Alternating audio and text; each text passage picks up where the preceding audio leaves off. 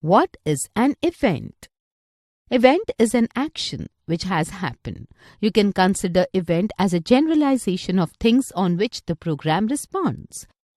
In programming, an event is an action which occurs as a result of the user or another source, such as a mouse click. Examples of the events are clicking and loading the web page on web browser, creation of file in a file system, webcam or microphone receiving sensory input, incoming network traffic, typing on keyboard, timer. In mobile apps, the events that happen are the results of the user doing something. On a click of button, the orientation of the phone screen changes. What are event handlers?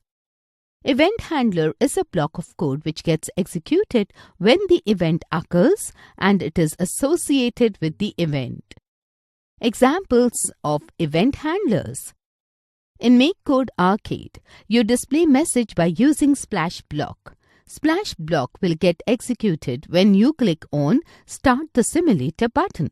In this Start the Simulator button is an event handler. When you click Send for a text message, it sends the message and makes a sound. When you purchase an app from an app store, the phone asks for a password. When you click an icon for an app, the app opens.